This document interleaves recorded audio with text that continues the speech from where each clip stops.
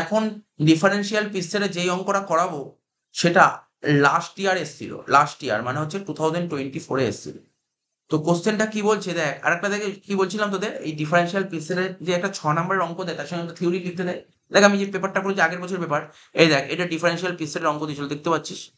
ঠিক আছে, এর সাথে একটা থিওরি ওয়ার্ড দিয়েছিল। দেখ এই যে বললাম অঙ্ক করতে হবে তুই কেন থিওরি লিখবি, অঙ্কের সাথে থিওরি ওয়ার্ড দিয়েছিল। কোশ্চেনটা পড়ছি কি বলেছে, ক্যালকুলেট, বলছে calculate the earnings of worker P Q R. ঠিক আছে, 3জন ওয়ার্কার ছিল P Q R under merit.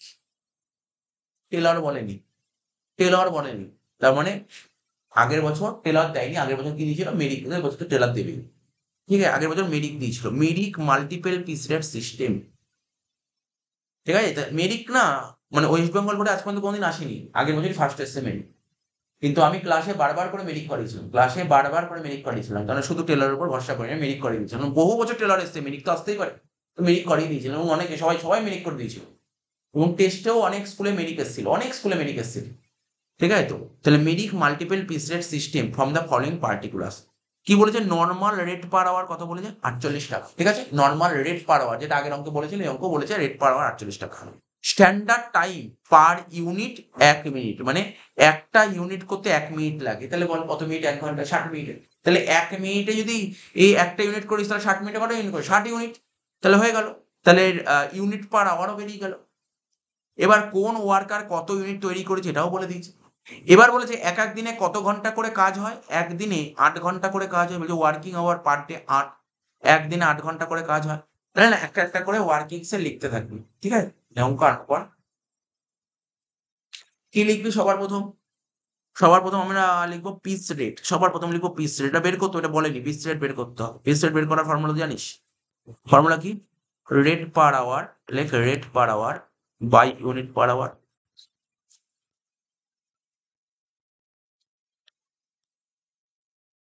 কি লিখবো, rate per hour by unit per hour, জানিস ফর্মুলা। আর অঙ্কের রেট পার আওয়ার কত বলেছে বল, 48 টাকা। ঠিক আছে, আর ইউনিট পার আওয়ার তো বলে দেয়, এটা বের করতে হবে। তাহলে এক লাইন নিচে লেখ ইউনিট পার আওয়ার, এটা বের করো, বলে দেয়নি। কি বলেছে অঙ্কে, বলছে 1 ইউনিট করতে 1 মিনিট লাগে, মানে 1 মিনিটে যদি তুই একটা ইউনিট করিস তাহলে 60 মিনিটে কতগুলো ইউনিট, 60 ইউনিট, তাই তো। তাহলে ইউনিট পার আওয়ার হবে কত, 60 ইউনিটস। জাস্ট লিখে দিলাম এখানে 48/60 করে, দেখ কত হচ্ছে, ক্যালকুলেট কর কত হচ্ছে, 0.8। তাহলে তোর পিস রেট বেরিয়ে গেল 0.8। সবার প্রথম দরকার ছিল 0.8, কোনো ডাউট নেই এখানে, এখানে কোনো ডাউট নেই। এইবার এইবার মেরিকের রুলটা একটু বলে দিচ্ছি। মেরিক কি বলেছে, টেলর তো শিখেছি, টেলরে কি বলেছিল, টেলর কি বলেছিল, টেলর কি বলেছিল বল, বিলো হলে 80 আর অ্যাবাভ হলে 100 to 80। কিন্তু মেরিক কিন্তু এই কথা বলেনি, মেরিকের কথাটা একটু আলাদা ছিল।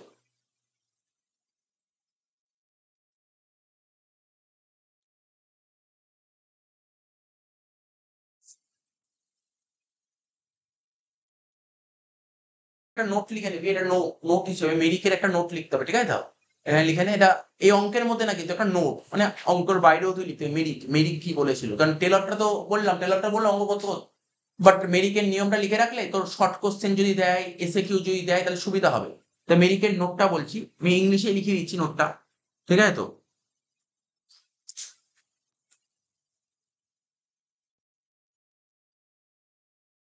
লিখবি, হ্যাঁ প্রত্যেকে লিখবি, যেটা বলছি লেখ Merrick multiple piece wage rate. Merrick কি বলেছিল কথাটা লিখে নে, লেখ মেরিক। আর বইতেও যে বই দিয়েছি বইয়ের মধ্যেও পেজে জায়গা আছে, ওখানে পরে এটা হয়ে যাওয়ার পর বইয়ের মধ্যে ঢুকে দিবি। ঠিক আছে, বইয়ের মধ্যে ঢুকে রাখবে, সুবিধা হবে। তাহলে কি লিখবো, মেরিক মাল্টিপল, লেখ Merrick multiple piece wage rate, Merrick multiple piece wage rate. কি লিখলাম, Merrick multiple piece wage rate. এরকম দাগ কর, মাঝখান দিয়ে এরকম তীর মতন দাগ দিলাম, দেখেছো তীর মতন দাগ দিলাম। প্রথমে কি লিখবো, লেখ, এবার এখান দিয়ে দাগ দে, এখান দিয়ে এখানে একটা লিখলাম এই বক্সে, এখানে লিখবো লেভেল অফ প্রোডাকশন। বুঝতে পারছিস কি বলছি, লেভেল অফ প্রোডাকশন। বুঝতে পারলি, এখানে লিখলাম লেভেল অফ প্রোডাকশন, আর এইদিকে কি লিখবি, রেট অফ ওয়েজেস। এখানে লিখবি রেট অফ ওয়েজেস, এখানে লিখবি রেট অফ ওয়েজেস। তাহলে দেখতে পারলি কি লিখলাম, কি রে, দেখতে পেলে তো কি লিখলাম, এইদিকে লিখলাম কি, একদিকে লিখলাম লেভেল অফ প্রোডাকশন আর একদিকে লিখলাম রেট অফ ওয়েজেস। প্রথমে কি লিখবো,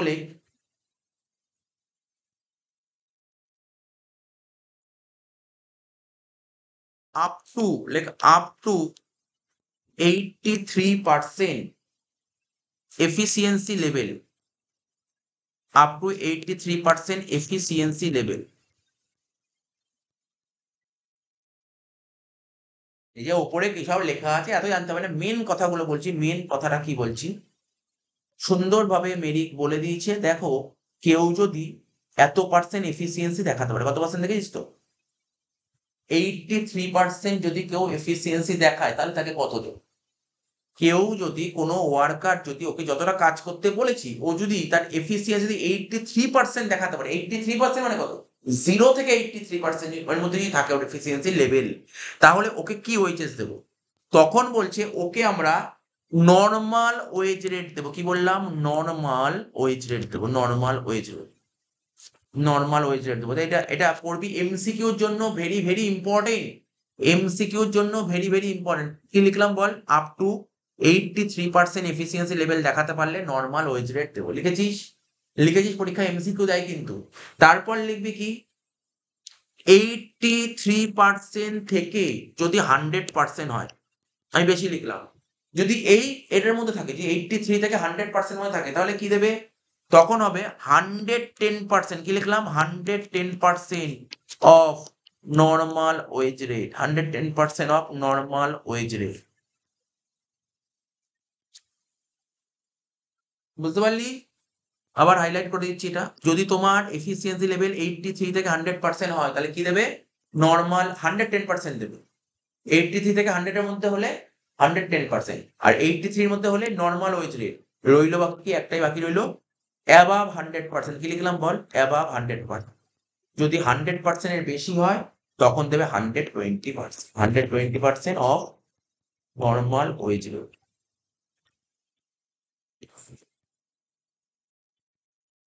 শেষ, এই নিয়মটা তোকে পড়ে রাখতে হবে, ব্যাস। এমসিকিউর জন্য বলছি ইম্পর্টেন্ট, কারণ দেখ মেরিট থেকে কথা নাও আসতে পারে পরীক্ষায়, বাট এমসিকিউ তো আসবেই, মেরিট থেকে আসবেই, আসবে শিওর শট আসবে এমসিকিউ, তাহলে তোকে কিন্তু পড়ে রাখতে হবে। তাহলে তাহলে কি বললাম, ঠিক আছে, তো কি বললাম আর একবার বলছি, মেরিকের ব্যাপারটা বলছি। মেরিক কি বলেছিল, বলছে যদি তুমি যদি এফিসিয়েন্সি লেভেল 83% দেখাও তাহলে কত দেবো বল, এখনই বল, মুখস্থ বল। 83% দেখালে, 83% যদি এফিসিয়েন্সি লেভেল দেখায় ওয়ার্কার, কোনো ওয়ার্কার যদি এফিসিয়েন্সি লেভেল 83% থাকে তাকে দেবে নর্মাল। 83 থেকে 100 এর মধ্যে হলে 110, আর 100 এর বেশি হলে 20। মুখস্থ রাখতে হবে, মুখস্থ রাখতে হবে কিন্তু, এটা না, এটা এই চারটা মুখস্থ রাখতে হবে। আচ্ছা, এখন বলি স্যার আপনি তো এখানে এফিসিয়েন্সি লেভেল লিখলেন, তাহলে এফিসিয়েন্সি লেভেল বের করার ফর্মুলাটা কি, দেখ এখানে লিখ এফিসিয়েন্সি লেভেল বের করার ফর্মুলা, লিখ নিচের লাইনে লিখ এফিসিয়েন্সি লেভেল, এটাও এমসিকিউ, তো ভরে ভরে এমসিকিউ দেবে এফিসিয়েন্সি লেভেলে, লিখ। এই চ্যাপ্টার থেকে প্রচুর এমসিকিউ আসবে কিন্তু, লেবার চ্যাপ্টার থেকে, লিখ এফিসিয়েন্সি লেভেল বের করো। এটা বের করার নিয়মটা, এই এফিসিয়েন্সি লেভেল আমরা দুদিক থেকে বের করতে, কদিক থেকে, দুদিক থেকে। একটা প্রোডাকশনের দিক থেকে হয়, একটা প্রোডাকশনের দিক থেকে হয়, একটা টাইমের দিক থেকে হয়। কি কি দিক থেকে হয় বলে, একটা কি বললাম, একটা প্রোডাকশনের দিক থেকে হয় আর একটা টাইমের দিক থেকে হয়। তা আমাদের এখন কি জানা দরকার, অ্যাকচুয়ালি এই অঙ্কে প্রোডাকশন দরকার, প্রোডাকশন টাইম থেকে শেখাচ্ছি না, এই প্রোডাকশন। স্যার প্রোডাকশনের দিক দিয়ে ফর্মুলা কি, লিখ actual production by standard production, actual production by standard production into 100। খুব ভেরি ভেরি ইম্পর্টেন্ট কিন্তু, যা যা লেখালাম, actual production by standard production into 100। বোঝা গেল কি বললাম, ফর্মুলা লিখতে পেরেছিস। প্রোডাকশনের দিক থেকে এফিসিয়েন্সি লেভেল বের করার formula actual production by standard production into 100। মনে থাকবে তো, মনে থাকবে তো, মনে রাখতে হবে কিন্তু, আমি যেটা বলছি ইম্পর্টেন্ট মানে খুবই ইম্পর্টেন্ট, দরকার। Actual production by standard production into 100 হয়ে গেল, এটা এই ফর্মুলা হয়ে গেল। এবার অঙ্কটা চলে যায় যেটা হচ্ছিল।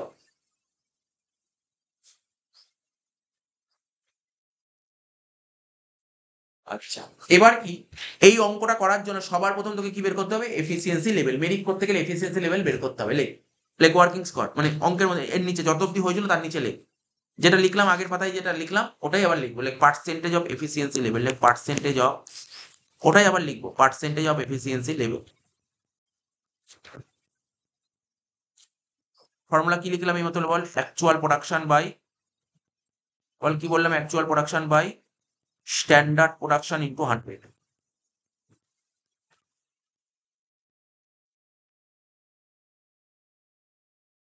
ওয়ার্কারদের নাম কি কি ছিল বল, P Q R, P Q R. পির অ্যাকচুয়াল প্রোডাকশন কত ছিল, 384। কিউর অ্যাকচুয়াল প্রোডাকশন কত ছিল, 456। করতে অপশন করতে কোনো সমস্যা নেই, আমি তো বলে বলে করছি। পি লেখ, পির অ্যাকচুয়াল প্রোডাকশন ছিল 384, 384 নিচে হবে, স্ট্যান্ডার্ড প্রোডাকশন পরে বলছি, ঠিক আছে তো। আর কিউর কত ছিল 456, কিউর ছিল 456, আর আর এর কত ছিল বল 504। এখন বলবি স্যার স্ট্যান্ডার্ড প্রোডাকশন বলুন, বলে দিচ্ছি, বলে দিচ্ছি। তোকে কোশ্চেনে বলে দিয়েছিল, মানে আমরা আমরা রাফ করে বের করলাম 1 ঘন্টায় কত ইউনিট হয়, 1 ঘন্টায় কত ইউনিট হয়, খাতায় দেখ লিখেছিস 60 ইউনিট, খাতায় লিখলি 1 ঘন্টায় 60 ইউনিট হয়। এবার অঙ্কটা পড়ে বল কত ঘন্টা কাজ হয়, 8 ঘন্টা কাজ হয় বলেছিল, 8 ঘন্টা, লাস্ট লাইনে পর 8 ঘন্টা কাজ হয়। তাহলে কোনো না কোনো জায়গায় নিচে লেখ বা উপরে লেখ, কোনো জায়গায় লেখ স্ট্যান্ডার্ড প্রোডাকশন, কোনো জায়গায় লেখ। সে তুই নিচে লিখতে পারিস, নিচে যদি লেখার জায়গা থাকে নিচে, নাহলে উপরে লেখার জায়গা থাকলে উপরে কি লিখবি, স্ট্যান্ডার্ড প্রোডাকশন লেখ, কোনো এক জায়গায় লেখ স্ট্যান্ডার্ড প্রোডাকশন। আমি নিচে লিখছি স্ট্যান্ডার্ড প্রোডাকশন কত হবে। 8 ঘন্টা বলেছিল, হ্যাঁ কি না, আর 1 ঘন্টায় কত ইউনিট, 60 ইউনিট। 8 ইন্টু 60 করলে কত হবে, 480। লিখেছিস, লেখ প্রত্যেকে লেখ, standard production equal to 8 into 60। প্রথম অঙ্কটাতে করালাম, মনে করছি প্রথম অঙ্কটাই করালাম, তারা বাইরে 5 মিনিট আমি ক্লাস রান করছি।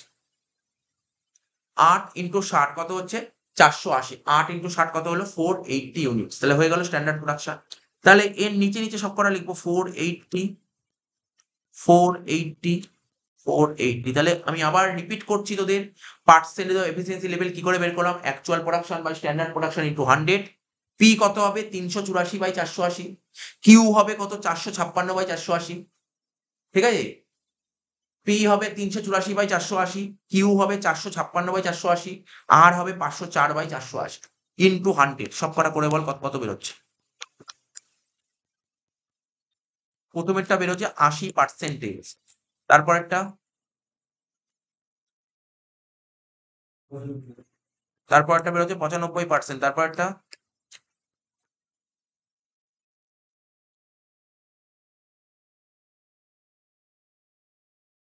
105%। তাহলে সবাই করেছিস, এই স্বস্তিকা করতে পেরেছিস। প্রথমটা পি বেরোলো 80%, কিউ বেরোলো তোর, কিউ বেরোলো তোর 95%, আর আর বেরোলো 105%, ঠিক আছে। এবার দেখ, আমি প্রথমে মেরিকের নিয়ম কি লিখলাম, আপ টু 83% হলে কত দেবে, নর্মাল। আপ টু 83% হলে নর্মাল, তাই তো। তাহলে পি কত আছে এখানে, 80%। তাহলে 80% আছে, তাহলে এখানে কি দেবো, এখানে দেবো নর্মাল রেট, পি কে দেবো নর্মাল রেট। নর্মাল রেট মানে কত ছিল, এইমাত্র অলরেডি রেট বের করেছি স্যার, রেট তো 80 পয়সা ছিল। রেট কত, 80 পয়সা। তাহলে নর্মাল রেট মানে কত, 80 পয়সা, অর্থাৎ পি কে দেবো 80 পয়সা করে, ঠিক আছে। পি কে দেবো 80 পয়সা করে, 0.80, ঠিক আছে। কিউ, কিউ কি হবে, কিউ 95%। তাহলে আমি কি শিখেছিলাম, 83 থেকে 100 হলে কত দেবে, নর্মাল রেট।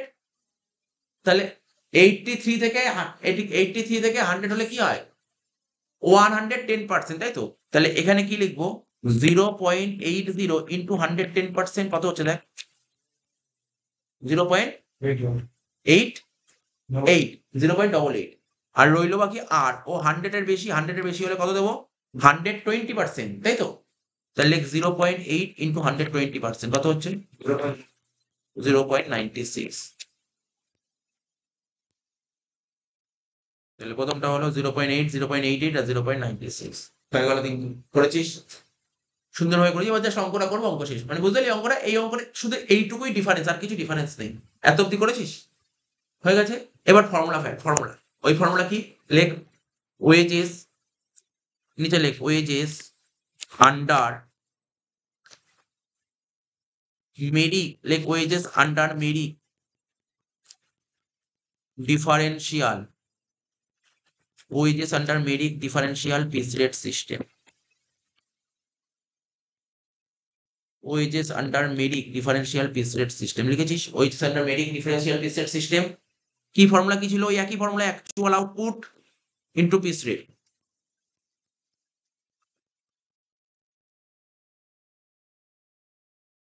কি হয়েছে বল তোর? Actual output into piece rate. লেখ, প্রথমে লেখ পি। পির আউটপুট কত ছিল বলতে পারবি কেউ? পির আউটপুট কত ছিল? আউটপুট, পির আউটপুট 384 ছিল। পির আউটপুট ছিল 384। আর পির পিস রেট কত অলরেডি লিখেছি দেখ, এই গ্রিন কালিতে হাইলাইট করেছি, কত? 0.80। ঠিক আছে, 384 ইন্টু 0.80 লেখ। কত হচ্ছে? 307.2।